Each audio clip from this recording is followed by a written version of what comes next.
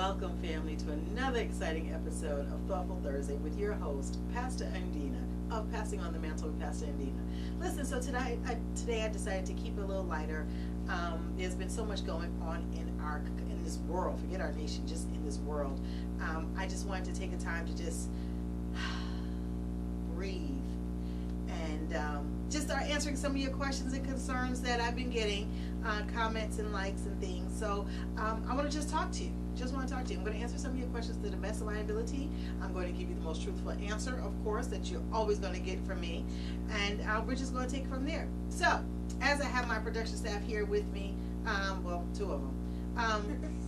The whole team can't come, of course, with this social distancing and everything. So we are obeying the rules of government. But we just wanted to make these, make our videos and make sure that we're still connecting with you, our loved ones, our friends, and partners, and be able to bring to you questions, answers, and everything that we do. So, Thoughtful Thursday. Coming up right now with the first question, which is... First question. So, as a pastor, you are married. Mm-hmm. We're going to assume happily married. So, my question is this. How do you balance being a pastor, being a mother, being a wife, being a sister? How do you balance life as Pastor Andina? Because everything has its place. I'm a big person of boundaries. I aim to be Andina and wife and part pastor at home. When I'm out and about, I always keep that same mantle with myself because I aim to represent God always. So I always, in my mind, I have to represent God first, and I represent my husband thereafter, and I represent myself and my family. So I'm always aiming to be extremely conscious of what I do, what I say, even when I have to tell the truth. The truth is what it is. So, if you got, okay. No, everybody really knows me, knows I'm not domesticated. So you're not gonna find Pastor Andina like making the bed, and you're not gonna find her doing laundry. You come to the house, I will be cooking. That's what I do. I cook. I make barbecue sauces, dry rubs. I have the best lemonade, limeade. That's what I do. Anything else beyond that, that's husband duty. He does. See? It's our duty. That's what he loves to do. So he has his role. He stays in his lane, and I stay in mine. Most people would argue that that's not traditional domestic lanes. But who describes what a domestic lane is? Because there is always going to be someone in the family that is better.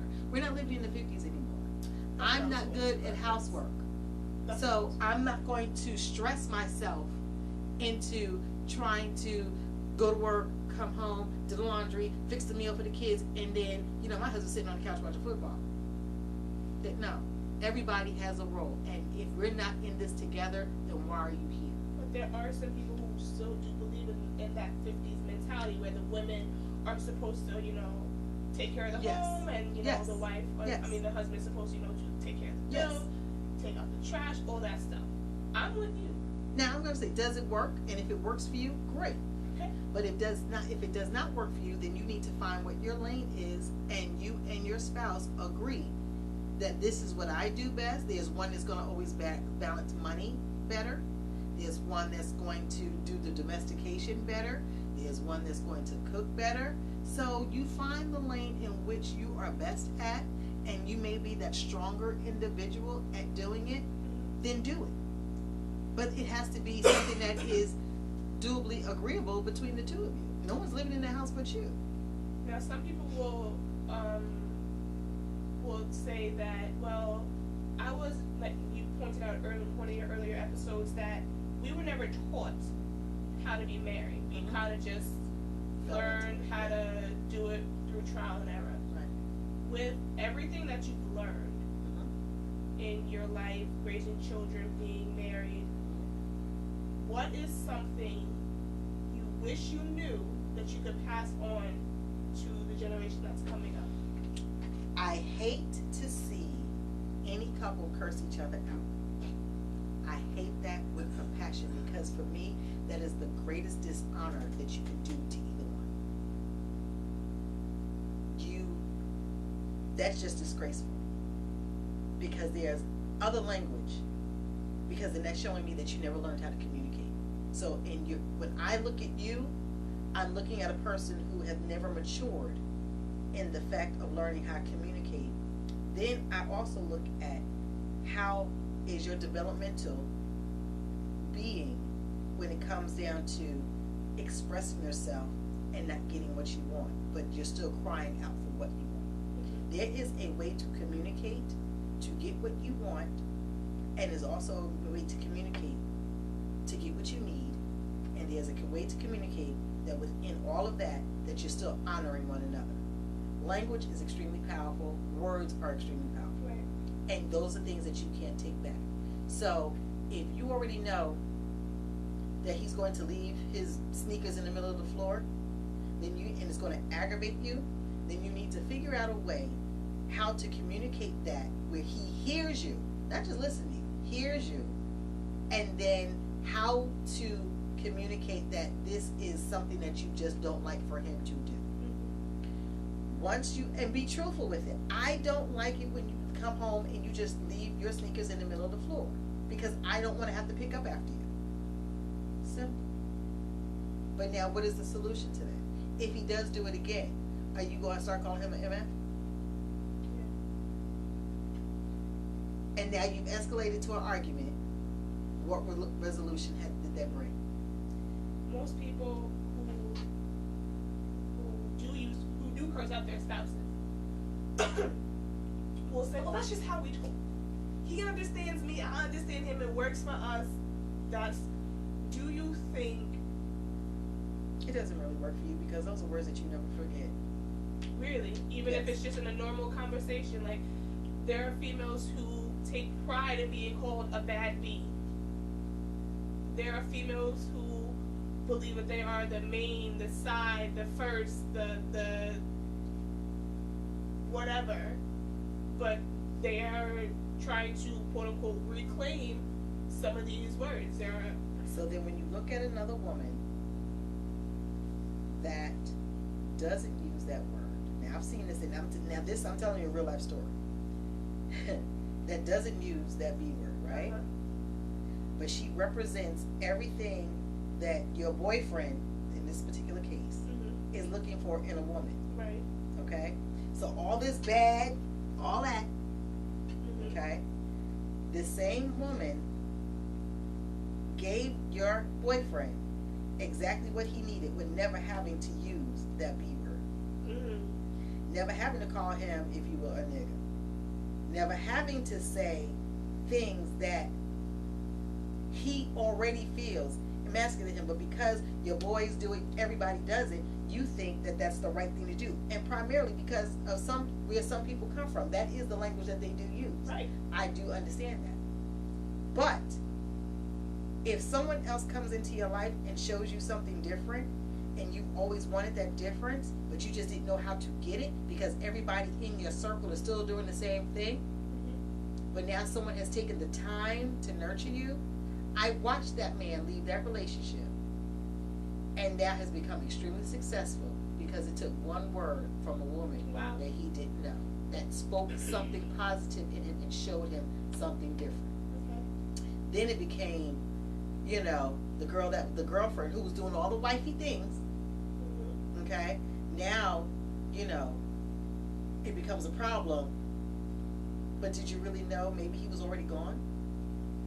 But he just did not know how to express himself to say, I don't like this behavior. Did you ever sit and think that, he was looking for a way out? And for right now, because you were the best thing that he thought he could get, he didn't think that he could have any better. And so now when he did see the better, he immediately left. Right. So we have to look at our dynamics of who we are humanistically. No one wants to wake up in the morning and just say, oh, well, I'm just going to be mean to somebody today, or I'm just going to use hurtful words today. We respond typically out of brokenness within ourselves, challenges within ourselves, and then we unleash it. Right. But never realizing that, is this really who I am or is this what people said I would be because it became so custom to me to do it? Right. No one challenged me to become better.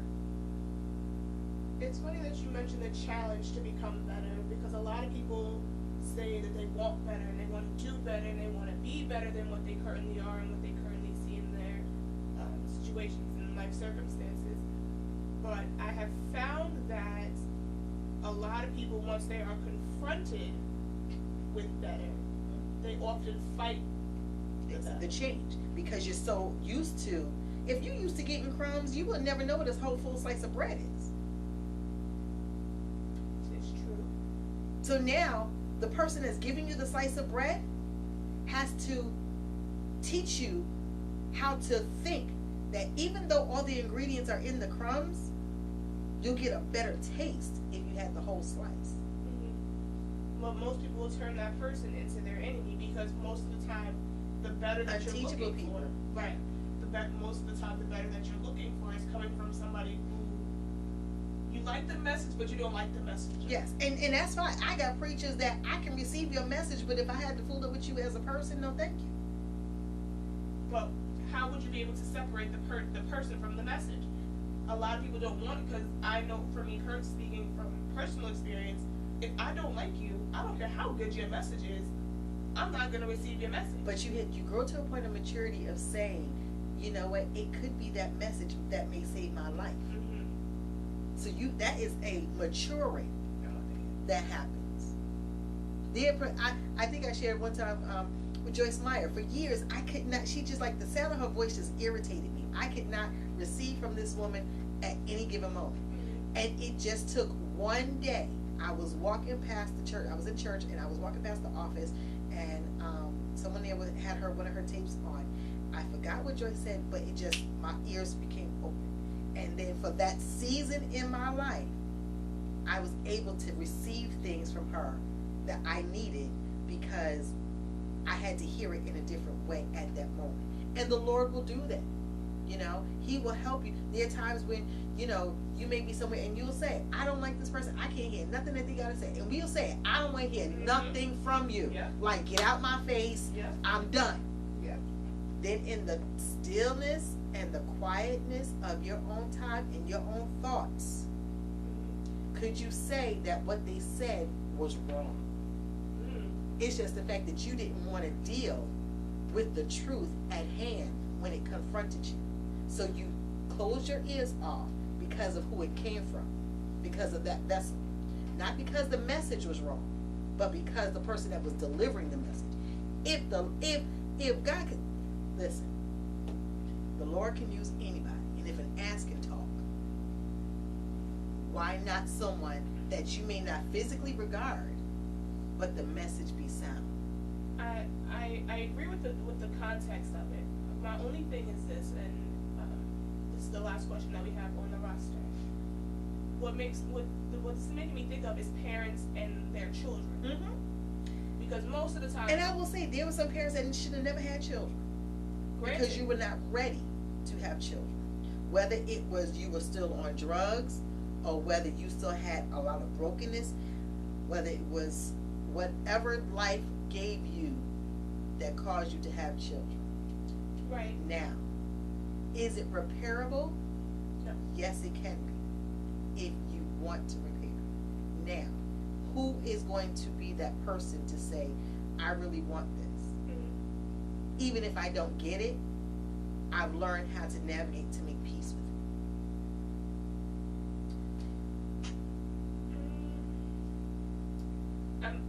Something is just not sitting right with me, because again, I'm shifting between the millennial mentality and then what I was taught growing up, you know, from the baby boomers and everything.